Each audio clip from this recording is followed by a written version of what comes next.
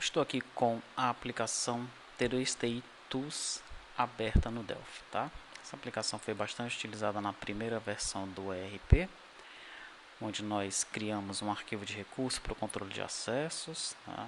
Temos aqui a questão do arquivo de conexão INI, temos o pacote de atualização, também é controlado nessa ferramenta, dados padrões por empresa, atualização de banco de dados, né, na questão de entrou um campo novo, alterou o tamanho de um campo, isso também é feito nessa ferramenta.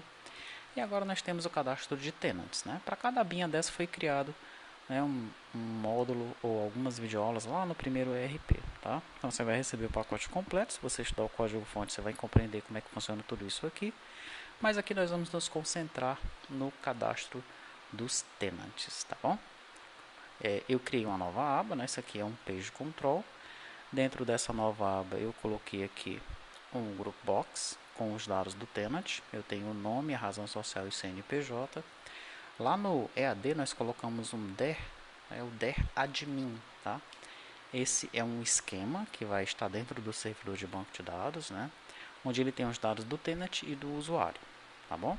Aí quando o usuário logar, né, na aplicação, no ERP, primeiro ele passa pelo admin, pelo esquema admin. Através do usuário eu descubro qual é o tenant dele e aí a aplicação ela se loga no esquema referente ao tenant daquele usuário, tá? Mas através desse TDST Tools aqui, você consegue cadastrar um novo tenant, ou seja, ele vai cadastrar um novo esquema, tá? Você consegue popular o tenant, né? Aqui ele vai criar um novo esquema e já criar todas as tabelas do TDST RP nesse novo tenant, tá bom?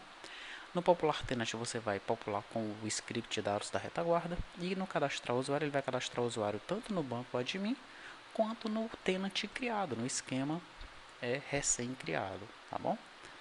Muito bem. Aqui nós temos os dados do tenant, aqui os dados do usuário. Essa então é a tela, né, que nós criamos, tá certo? Para o cadastro de tenants, tá? Eu tenho aqui uma conexão com o tenant e um query para o tenant, tá? E tem uma conexão normal e uma query normal, onde eu vou cadastrar os dados do usuário agora com um tenant recém-criado, tá bom? Tudo isso que você está vendo aqui pode ser transformado num CGI, tá? E aí no esquema de autosserviço, né, que alguns colegas perguntaram lá no EAD, você teria um formulário HTML, tá? Onde um usuário qualquer chega lá na sua aplicação e diz: eu quero testar essa aplicação. Aí ele coloca o nome da empresa dele, a razão social, CNPJ. Aí você chama o CGI feito em Delphi, tá? Através desse formulário HTML, e ele cria um novo tenant. Aí o usuário coloca um login para ele, coloca uma senha para ele, tá? E aí você cadastra o usuário e ele automaticamente já começa a usar a aplicação. Você já baixa o executável para ele e ele começa a usar a aplicação com um esquema só dele, tá?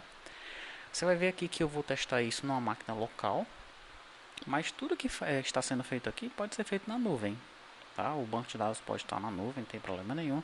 Basta que você siga as informações, as orientações que nós já repassamos para você, né, criar os dados, o banco de dados na nuvem, tá? Não tem nenhuma dificuldade. Só você apontar para a nuvem onde está o banco de dados e vai funcionar do mesmo jeito, tá bom? Então fica essa dica aí para o autosserviço, caso você queira fazer, caso a sua aplicação seja se você quiser ter esse esquema do autosserviço, você tem um site, né, onde o usuário chega lá e você quer que ele já teste a aplicação com banco de dados na nuvem.